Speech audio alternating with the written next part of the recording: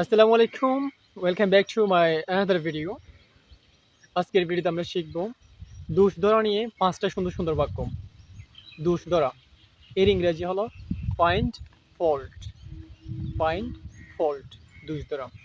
অন্যের দোষ ধরা খুবই সহজ।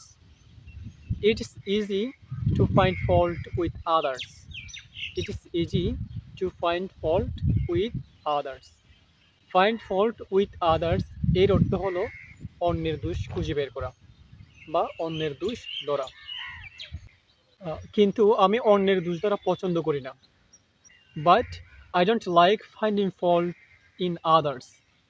I don't like finding fault in others. এখানে আমরা ইন কেন বললাম? ইন আদার্স যেহেতু দোষ ধরা, দোষটা হচ্ছে যে মানুষের ভিতরের একটা অংশ।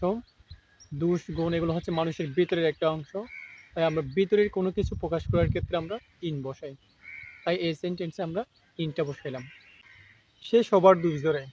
হি finds fault with everyone. He finds fault with everyone.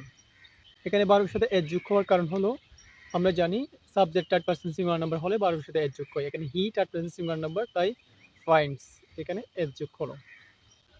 সে সব সময় আমার কাজের দোষ ধরে। He always finds fault in my work. He always finds fault in my work. সে সব সময় আমার কাজের দোষ ধরে। আমি যা করি সে সেটাতেই দোষ ধরে। হি finds fault with everything what ever I do. He finds fault with everything what ever I do. What ever I do এর অর্থ হলো আমি যাই করি। অন্যের দোষ ধরিও না। এটার ইংরেজি কী হবে আপনারা কমেন্ট বক্সে লিখবেন।